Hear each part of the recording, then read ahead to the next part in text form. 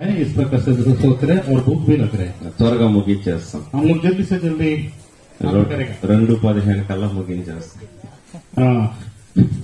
2:15 को 25 నిమిషాలంటే 12 నిమిషాలు వాక్యం చెప్పారు. ఆయన 12 నిమిషాలు, నేను 12 నిమిషాలు, 12 मिनट बोले. ఇక్కడ మనకు ధర్మ సందేహం ఏంటంటే, ప్రభు ఇంతవరకు ఆశీర్వాదం గురించి ఇంత గొప్పగా చేసినారు కదా, కాబట్టి ఆశీర్వాదం ఎందుకు చనిపోవాలా? अभी हम लोग का मन में इस प्रकार से एक प्रश्न उठा, इतना तो आशीर्वाद भाई ने काम किया तो क्यों इसने मर गया? ఆయన సేవ చేసినాడు కదా, దేవుని సేవ చేస్తే కూడా దేవుని కనికరం లేదా అనిపిస్తుంది. प्रभु का सेवा किया तो भी प्रभु का जो अनुग्रह नहीं है, इस प्रकार से हम लोग सोचेगा. అయితే మన జీవితంలో మనం ఎరగాల, మనం దేవుని బిడ్డలైన తర్వాత ప్రతి ఒక్కరు కూడా దేవుని సేవ చెయ్యాలి, అది దేవుని యొక్క ఉద్దేశం.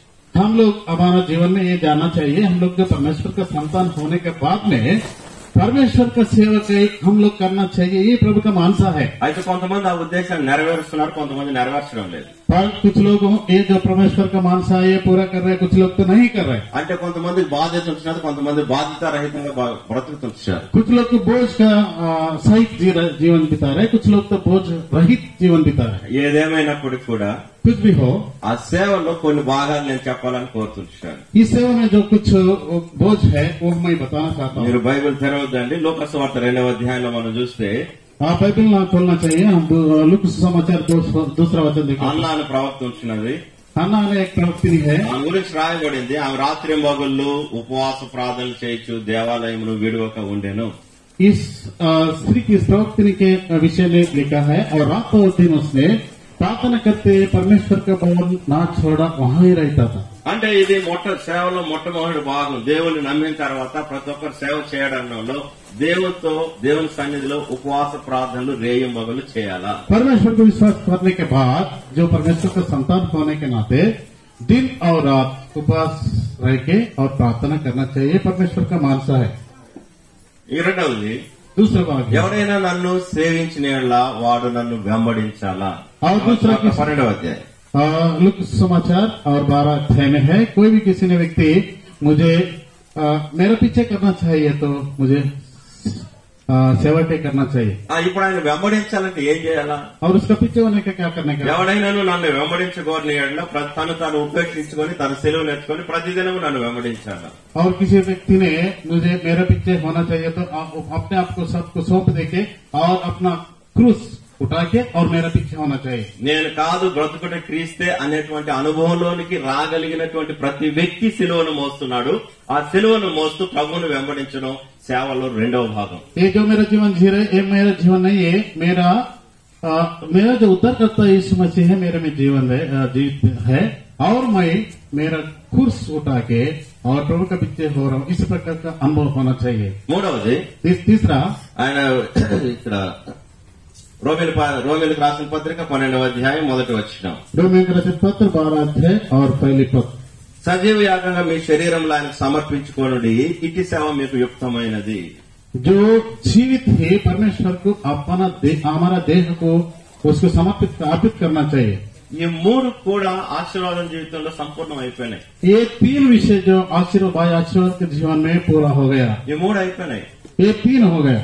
ఆయన అంటే అన్నం లేని దినాలు ఉన్నాయి, నిద్ర లేని దినాలు ఉన్నాయి, అనేకమైన కొరతలు కలిగినటువంటి దినాలు ఉన్నాయి. కానీ అన్నం లేదని నేను చెప్పను. ప్రభువుతో తను ఆనందించినాడు కాబట్టి ఉపవాస ప్రార్థనలు చేసినటువంటి దినాలు ఎక్కువగా ఉంటున్నాయి. जो भोजन नहीं था उस समय भी था, और जो उसका पास पैसा नहीं था उस समय भी था, और बहुत घटी था, और उस समय भी परमेश्वर से नहीं कहा और भाई भी किसी नहीं कहा, और उस समय पर उसने उपवास प्रार्थना విశ్వాసం ఉన్నప్పుడు, भाई विश्वास था, హర్వేదిలో ఉన్నప్పుడు, जब ट्रेनिंग में था, సంఘంలో సేవ చేసేటప్పుడు కూడా, तो कलिसिया में सेवा करते उस समय पर भी ये तीनों का गठी था उसका जीवन में. రెండవది, और दूसरा, అక్కడ తను తాను ఉపేక్షించుకోవడం అనేటువంటిది, నేను అనేటువంటిది తనకి ఎన్నడూ కూడా కలగలేదు. और दूसरा उस विषय देखेगा तो उसने अपने आप को प्रभु को सौंप दिया, मैं करके कभी भी उसका जीवन में नहीं देखा. ఎంత మట్టుకైనా తగ్గించుకోవడానికి ఇష్టపడేటువంటి వాడు. कितना भी हो उसने अपने आप दीन होने के लिए उसने बहुत इच्छा था. తన తప్పు లేనప్పుడు కూడా నువ్వు వెళ్ళి వారికి క్షమాపణ చెప్పు అంటే సంతోషం పోయి క్షమాపణ చెప్పు వచ్చేటువంటి వాడు. उसका कोई गलती नहीं है पर भी जाके वो उससे माफी मांगो क्षमा मांगो बोले तो बहुत आनंद से जाके उसके पास जाके वो क्षमा అంటే मांगे. ఎందుకంటే మనిషిని సంపాదించుకోవడానికి, इसलिए जो आदमी को पाना चाहिए తను తాను ఉపేక్షించుకోవడంలో దిట్ట. अपने आप को सौंपने के लिए और उसमें बहुत एक नंबर. అంత మాత్రమే కాదు, उतना ही नहीं है, మరణం వరకు తన శరీరాన్ని తన ప్రాణాన్ని ఏమాత్రం ప్రేమించినటువంటి వాడు కాదు. जब उसने मृत्यु तक भी अपना देह को और अपना प्राण को किसी प्रकार से भी प्रेम नहीं रखा. తనకు అప్పుడప్పుడు కొంతమంది కానుకలు పంపించేవాళ్ళు. कभी कभी उसको भाइयों को किसी भाइयों ने जो कुछ धन भेजता था. ఎందుకు పంపిస్తారంటే क्या के लिए वो लोग भेजते?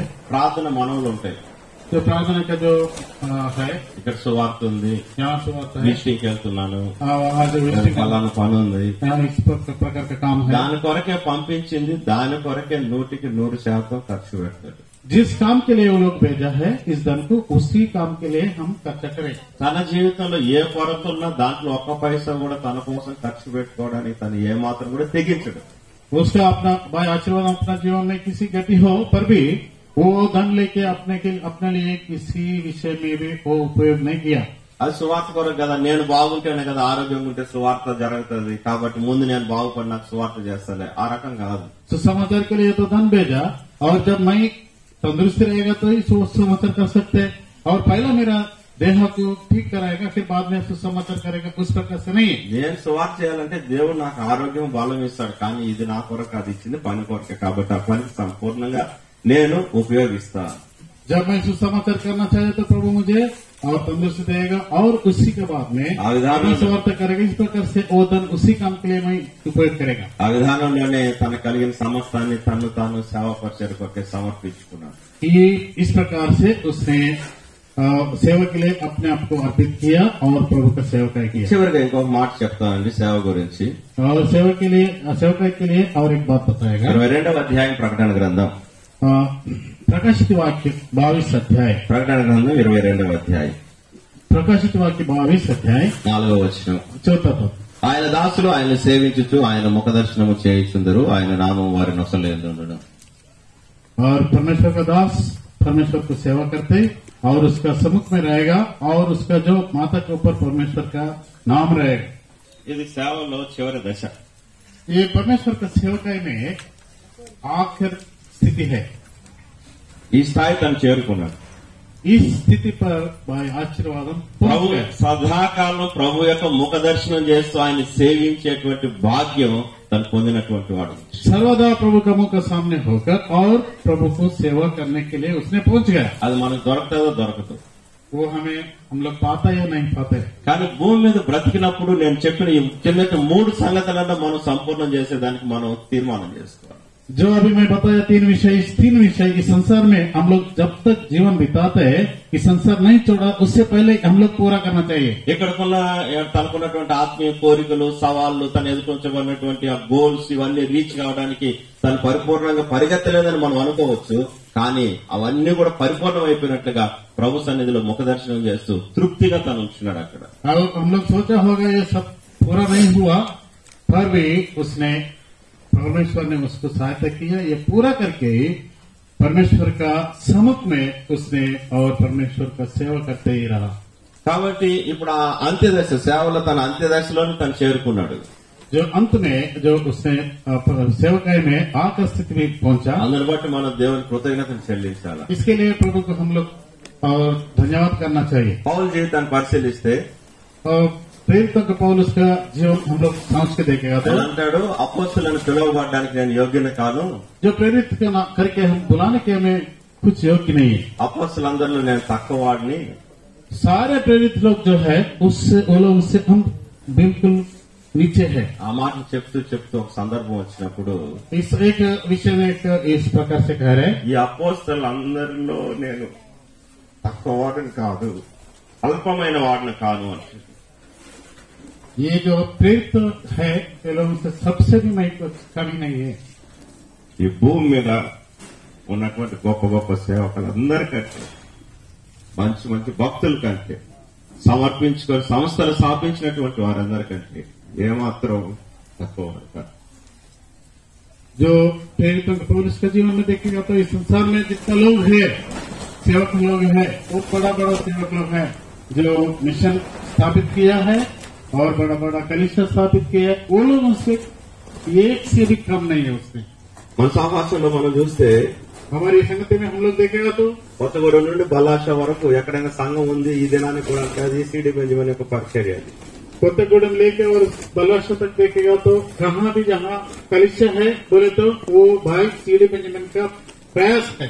మార్కాపురం నుండి గోవా వరకు ఎక్కడైనా సంఘాలు ఉన్నాయని చెప్తే అది గిద్దలూరు దేవదాని గారి పరిచర్య। मार्कापुर से लेकर गोवा तक कहाँ भी यहाँ कलिसिया है बोले तो वो गिद्धलूर में जो भाई देवदानम थे उसका प्रयास है। సిడి బెంజమిన్ ఇంజనీర్ కాబట్టి ఆయన స్థాయి ఉన్నది, ఆయన చేసినట్టు దాంట్లో అతిశయోక్తి లేదు। भाई सीडी बेंजामिन इंजीनियर है, उसने किया, इस प्रकार से प्रयास किया, कलिसिया बन गया बोले तो इतना तो बड़ी बात नहीं है। గిద్దలూరు దేవదాని వరకు పొట్టబడి సక్షణ రాదు। गिद्धलूर देवदानम भाई को उसका पेट फाटेगा तो भी एक अक्षर नहीं मार। ఆయన పాలేరు।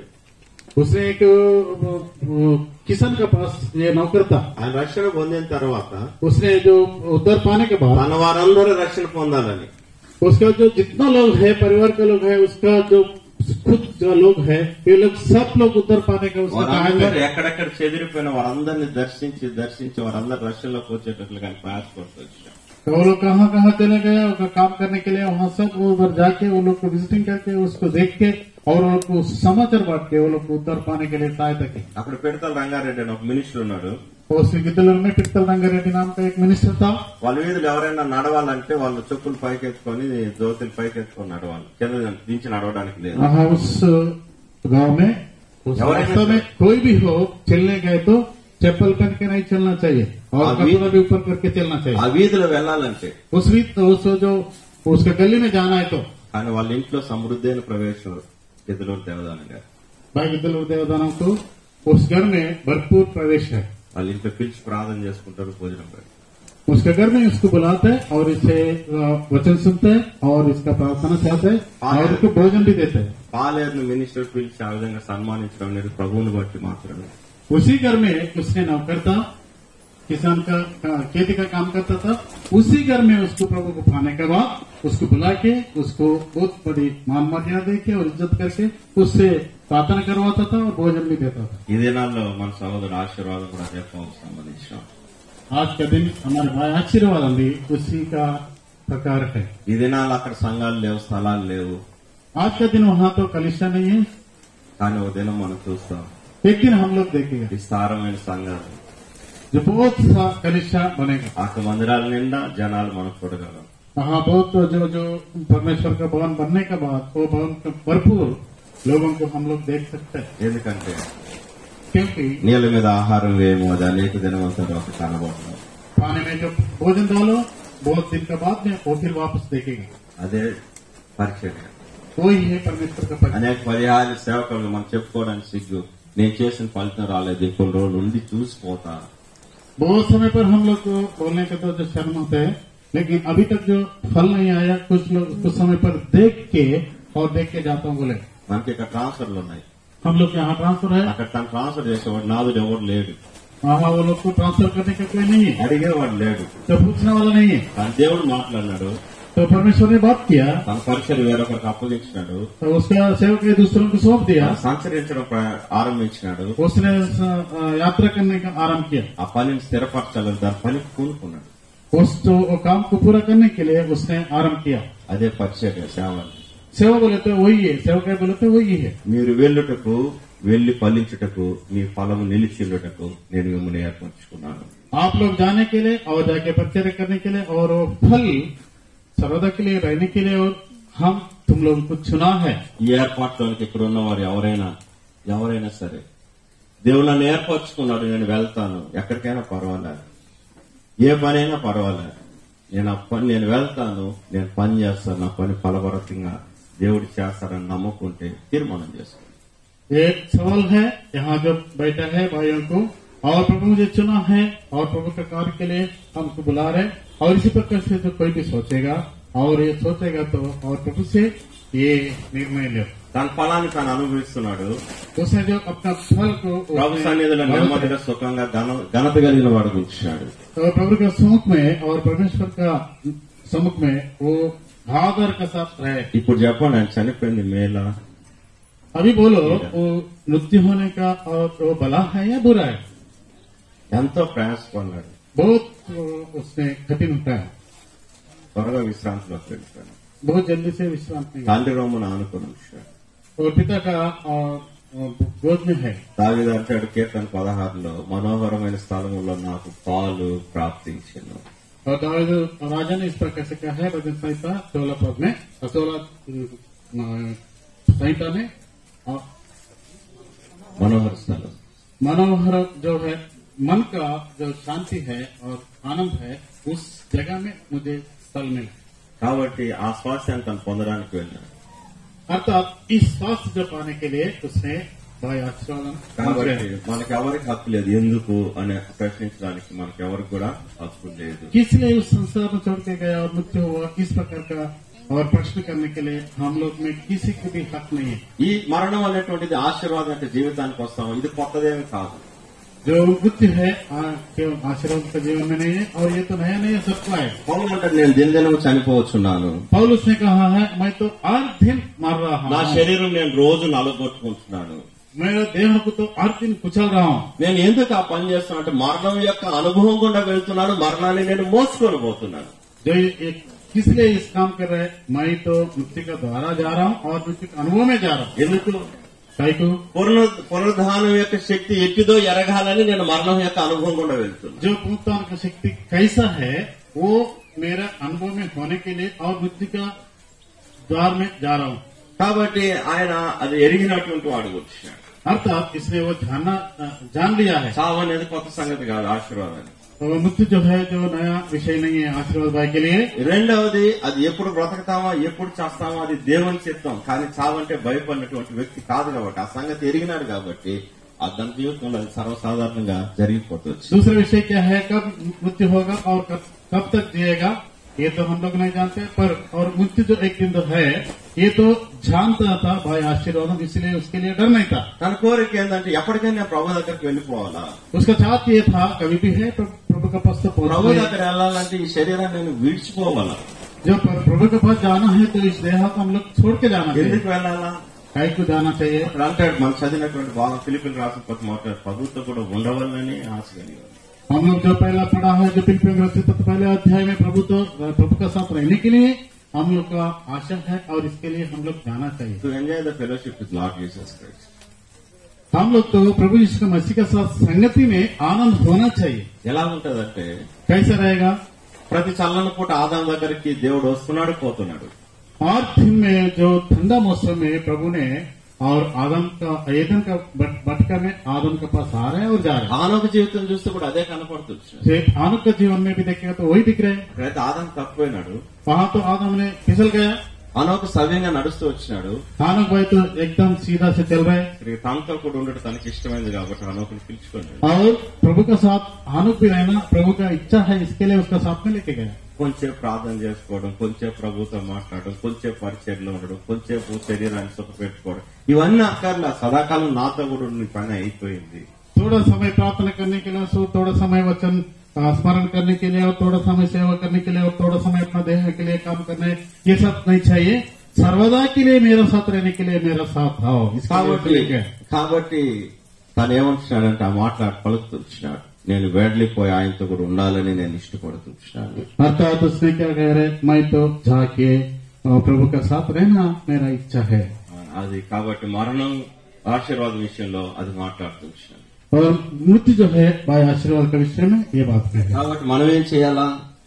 अर्थात हम लोग क्या करना चाहिए? రాసిన పత్రిక 1వ అధ్యాయం 27-28 వచనాలు. फिलिप्पियों के रचित पत्र पहले अध्याय और 27 पद और 28 पद అందరు కలిసి చదువుకుందామండి. हम लोग सब मिलकर पढ़ेगा। ఫిలిప్పీయులకు రాసిన పత్రిక 1వ అధ్యాయం 27-28 వచనాలు. फिलिप्पियों का रचित पत्र पहले अध्याय और 27 और 28 पद। నేను వచ్చి మిమ్మల్ని చూచినను రాకపోయినను మీరు ఏ విషయంలోనూ ఎదిరించి వారికి బెదరక అందరినూ ఒక భావంతో సువార్త విశ్వాస పక్షమును పోరాడచ్చు. ఏక మనసు గలవారే నిలిచి ఉన్నారని నేను మిమ్మల్ని గురించి వినులాగన మీరు క్రీస్తు సువార్తకు తగినట్లుగా ప్రవర్తించుడి. ఇది మనకు దేవుడు ఇచ్చేటువంటి హెచ్చరిక. प्रभु ने जो हम लोग को ये चेतावनी दे रहे, यही चेतावनी ఈ है। వాక్యం చేత మనం ప్రతిష్ఠింపబడాలి. इस वचन का द्वारा हम लोग को परमेश्वर को अर्पित करना चाहिए। ఇది ఆశీర్వాదం జీవితం ద్వారా మనకి ఇవ్వబడుతున్నటువంటి సవాల్. ఇది जो आशीर्वाद का जीवन का द्वारा हम लोग को जो ये सवाल है, we have to take it as a challenge. हम लोग ये जो सवाल का जैसा हम लेना వీ चाहिए, హ్యావ్ టు అచీవ్ దట్. దాన్ని మనం పొందాలి.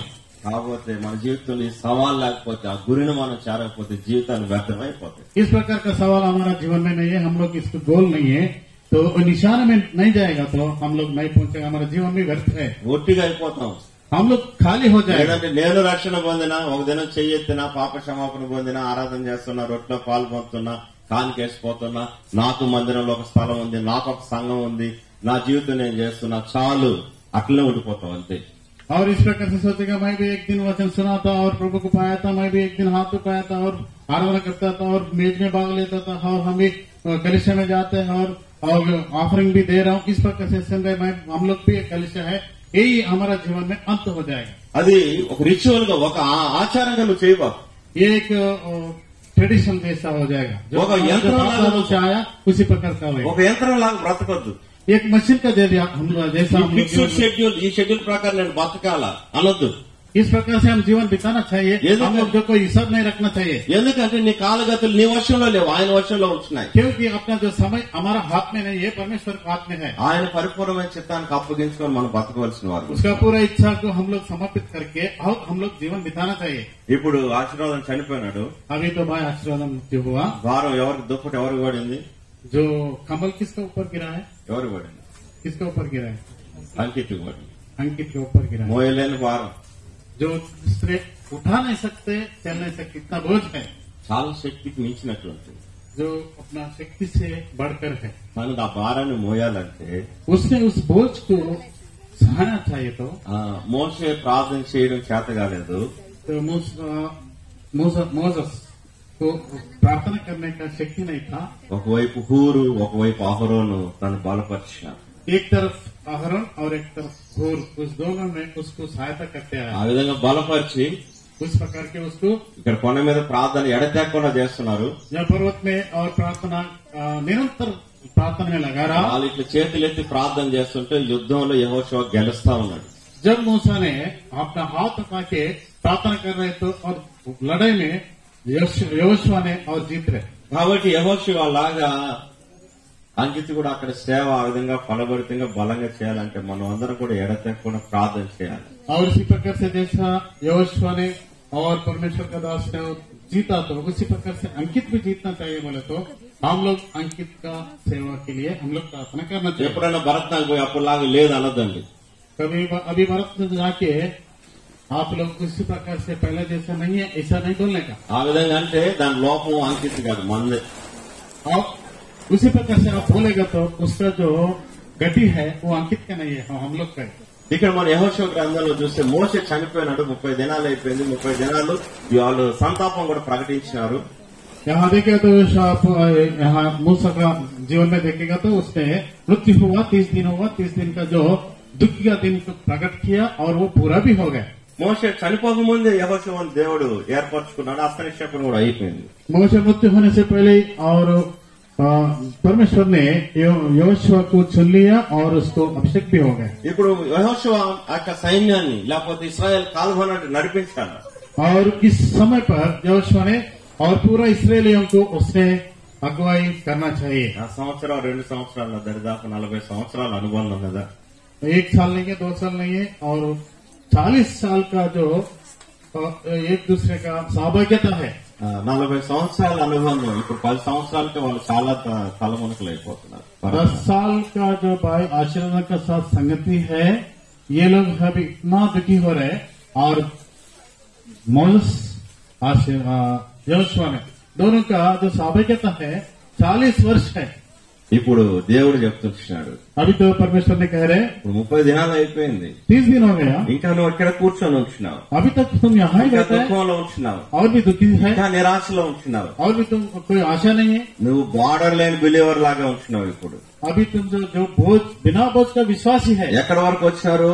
कहाँ तक आए? నెబో శిఖరం దగ్గరకు వచ్చినారు. नेबो पर्वत श्रेणी के पास ఇక్కడ आए। యోర్దాను ఇంకా దాటలే వాళ్ళు, अभी तक तो योद्धा तो पार नहीं हुआ, ధనాల్లో కూడా ఇంకా ప్రవేశించాల, काना में तो और అంచుల వరకు వచ్చినారు. और उस बॉर्डर तक आए। విశ్వాసంతో అడుగు ముందర పెట్టాలి. ఇప్పుడు विश्वास का साथ और कदम आगे रखना ఆ चाहिए। సమయంలో మోషే లేడు, జీర్ణించుకోలేకపోతున్నాడు. उस समय पर मोसेस नहीं और वो लोग को हजम नहीं कर सकते। దేవుడు ఏమంటున్నాడంటే, और परमेश्वर ने क्या कह रहे? కాబట్టి నీవు లేచి నీవును ఈ జనులందరిని యోర్దాను నది దాటి నేను ఇశ్రాయేలుకి ఇచ్చుచున్న దేశమునకు వెళ్ళుడి. अर्थात तुम भी और मूसा भी तुम भी उठाकर और तुम्हारा जन भी जो प्रजा भी उठाकर ये योर्दान पार करके मैं जो इसराइल प्रजाओं को देने वाला जो देश है उस देश में जाओ, प्रवेश करो। You have to rise and go. उठना चाहिए और तुरंत उठो और जाओ। దేనికి? काय के लिए? నేను నీకు ఇస్తానని చెప్పిన దేశానికి. मैं जो देश देना चाहता था जो बोला उस देश में టు जाओ। పొసెస్ ద ప్రామిస్ ల్యాండ్, వాగ్దత్త దేశాన్ని స్వతంత్రించుకోవడానికి. जो मैंने वाचा किया है उस देश को हम लोग स्वतंत्र करने के लिए और पाने के लिए जाओ। ఇప్పుడు ఆ దేశం అంతా తిరిగినారు, ये सब देश को पूरा कोने कोने में మొత్తం తిరిగినారు. सब ఇక్కడ హిమాలయాల వరకు తిరిగినారు వాళ్ళు. हिमालय तक गया। ఆశీర్వాదంతో అంకిత్ కూడా తిరిగినాడు చాలా ప్రదేశాలు. आशीर्वाद भाई के साथ अंकित भी गया। నీ బాధ్యత ఏంది ఇప్పుడు? अभी तुम्हारा जो बोझ क्या है? You have to go and possess the promise land. और जाने का जो परमेश्वर का वाचा किया है उस जगह को और तुम पाने का। సంచారం చేసినటువంటి స్థలాలన్నీ వార్త వచ్చి చెప్పబడింది. అనేకులు కృంగిపోయినారు, మాకు వద్దనుకున్నారు అవిశ్వాసాన్ని బట్టి. కానీ యెహోషువ మాత్రం నిలబడినాడు. అదే యెహోషువ నియమించినాడు దాన్ని స్వతంత్రించుకోవడానికి. और जो 12 लोग थे इजराइल के लोग, और जो इजराइल के देश में जो कानान के देश में कोने कोने पे सुन के देख के आया और बहुत लोगों ने निराश हुआ, पर भी यहोशुआ ने उससे निराश नहीं हुआ था। तो पर भी प्रभु ने उसको चुन लिया और उसी को नायक बनने के लिए और लीडर बनने में बनाया। ఇది మొట్టమొదటి ఆజ్ఞ యెహోషువకు దేవుడు ఇచ్చింది. ये पहले जो आज्ञा है మోషే చనిపోయిన తర్వాత ఇచ్చిన మొదటి ఆజ్ఞ. और जो मोसेस मृत्यु होने के बाद दिया हुआ ये पहला आज्ञा है। రెండవది और दूसरा 9వ వచనం, 9वीं पद में देखिए, నేను ఆజ్ఞ ఇచ్చున్నాను కదా, నిబ్బరం కలిగి ధైర్యముగా ఉండము, దిగులు పడకము, జడియకము, నీవు నడుచు మార్గం అంతట్లో నీ దేవుడైన యెహోవా నీకు తోడై ఉండును. मैं आज्ञा दिया हूँ और जो निर्भय रहना चाहिए और उतना ही नहीं है और डरना नहीं चाहिए और हियावा बांध के रहो और किसी को डरना नहीं चाहिए। तुम्हारा जो मार्ग में मैं सर्वदा के लिए तुम्हारा सहायता करने वाला हूँ, मैं तुम्हारा संग रहूंगा। ఇక్కడ నా ఆజ్ఞ ప్రకారం నువ్వు నడిస్తే నీ కార్యం నేను సఫలం చేస్తాను. जो मेरा आज्ञा के अनुसार तुम चलेगा तो तुम्हारा कार्य जो मैं सर्वदा करने के लिए सहायता करूंगा। కాబట్టి సొలొమోను దావీదు చనిపోవడానికి ముందు సొలొమోనుతో కూడా అంటాడు, जो दाऊद मृत्यु होने से पहले और उसका बेटा सोलोमन से भी यही कहा। మొదటి రాజుల గ్రంథం 2వ అధ్యాయం 1-3 వచనాలు అక్కడ అంటాడు, నేడు నేను నీకు ఆజ్ఞాపించే ఆజ్ఞలను నువ్వు గైపోవాలా, ఈ ధర్మం అంతటిని అనుసరించి నువ్వు నడుచుకోవాలా. ఇలాగ నువ్వు చేస్తే నువ్వు ఏ పనికి పోనుకున్నా ఎక్కడ ప్రయాణం చేసినా యెహోవా నీ దేవుడైన యెహోవా నీకు తోడుకుంటాడు, నీ కార్యములన్నీ సఫలం చేస్తాడు.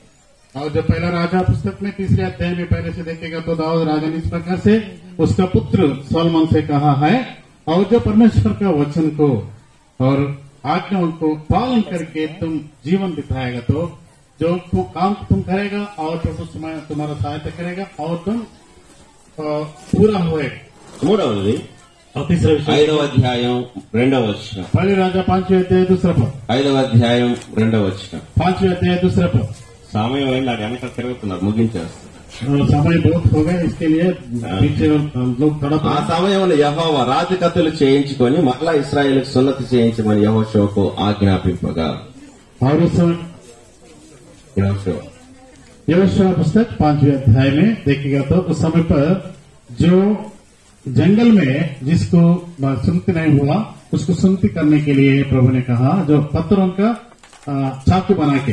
ఇప్పుడు ఇక్కడ అంటున్నాడు, ఈ యొక్క రాయి అనేటువంటిది ప్రభు అయినటువంటి యేసుక్రీస్తు వారికి సాదృశ్యంగా ఉంటున్నాడు. यहाँ तो कह रहे हैं जो पत्थर जो है प्रभु यीशु मसीह का दृष्टांत है। అంటే వారి మత సంబంధం ధర్మశాస్త్ర సంబంధమైనటువంటి సున్నతి కాదు, जो पवित्र शास्त्र में जो लिखा है ఇది उस शास्त्र के अनुसार नहीं హృదయ है। సంబంధమైనటువంటి సున్నతి గురించి మాట్లాడుతున్నది. ये हृदय का संबंध जो है वो सुनती है। యేసుక్రీస్తు నామములో రక్షణ పొందడం అనేటువంటి సున్నతిని గురించి మాట్లాడుతుంది. प्रभु यीशु का नाम से उद्धार पाने के लिए इस प्रकार का सुनती है। కాబట్టి ఇప్పుడు ఏం చేయాలంటున్నాడంటే, अभी क्या करना चाहिए? ఇశ్రాయేలుకు సున్నతి చేయించు.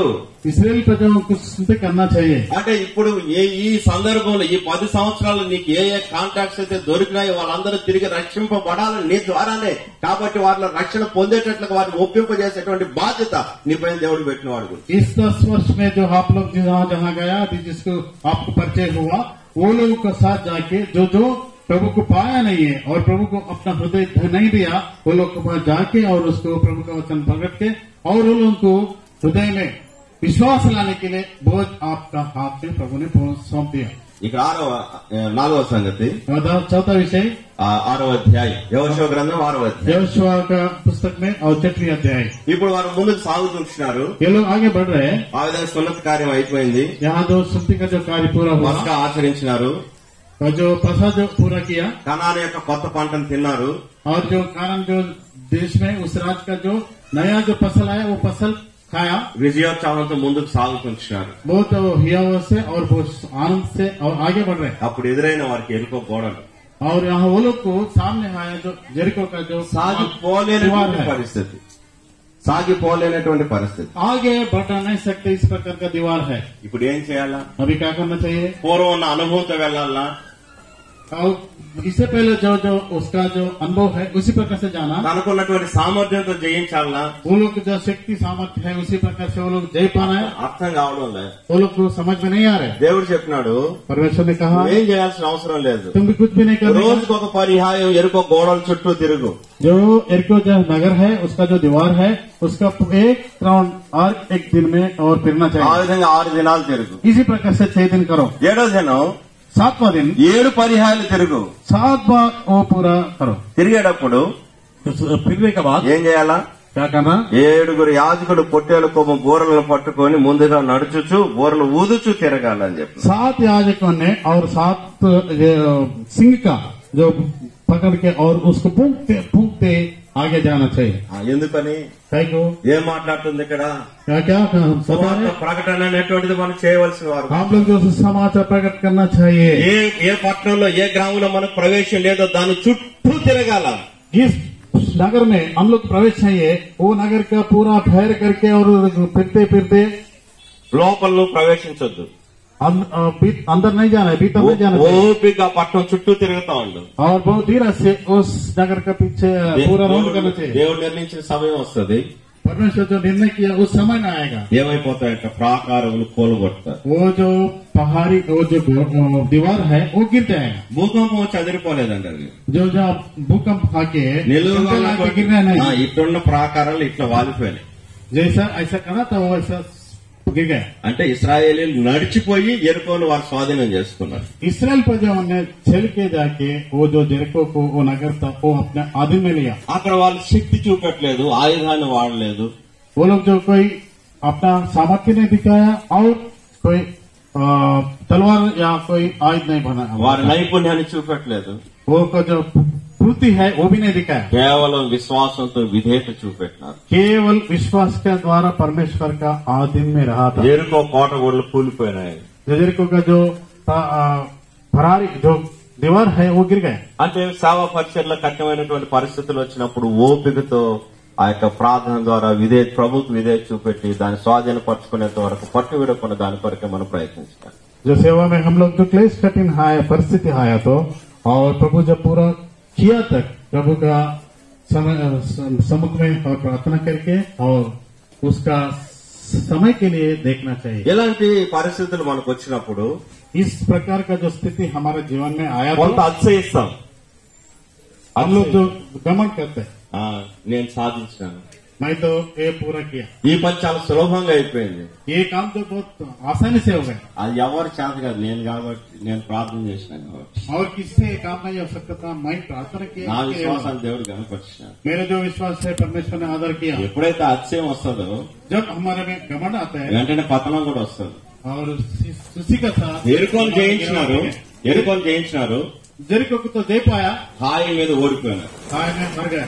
అప్పుడు ప్రభు మళ్ళా చెప్తున్నాడు చివరి ఆజ్ఞ ఇది ఏమంటున్నాడంటే अंतिम जो आज्ञा है प्रभु फिर से 7:10 7वें अध्याय 10 पद में యెహోషువతో ఇట్లా నేను లెమ్ము నీవేళ ఇక్కడ ముఖము నేల మోపుకొందువు यहोशू से प्रभु से इस प्रकार से कहा है उठ यहाँ काय को मुंह बल गिराया है అంటాడు. ఎందుకు ఒట్టిగా ప్రార్థన చేస్తున్నావు ఓడిపోయిందని जो हर गया इसके लिए काय कितना से ఎందుకు ఓడిపోయినావు प्रार्थना करे ఎందుకు ఓడిపోయినావు काय जो हर गया ఇశ్రాయేలీలు పాపం చేస్తున్నారు इजरायलियों ने पाप किया ఇశ్రాయేలీలు సిద్ధమైన దాన్ని తీసుకున్నారు इसराइल जो मैं तो तृण किया उसको वो लोग पाया వారు బొంకినారు वो लोग तो झूठा దాని कर సామాన్లు దాచిపెట్టుకుని వచ్చినారు उसका सामान के अंदर उसने छुपाया ముందు దాన్ని బయట తీసేయి తర్వాత पहले ప్రార్థన उसको निकल के बाहर फेंको నీ గుడారంలో పాపం ఉంచుకొని నువ్వు ఎందుకు బయట వచ్చి ఇక్కడ आपका तंबू का नीचे तो पाप रख के फिर यहाँ मुंह बल गिर के प्रार्थना कर रहे हैं చావ పరిచయలో మనం మంచిగానే ఉండొచ్చు हम लोग का सेवा करने में बहुत अच्छा ही होगा మనకు రోషం ఉండొచ్చు విశ్వాసం ఉండొచ్చు నిరీక్షణ ఉండొచ్చు हम लोग तो बहुत ये किया होगा या आशा होगा और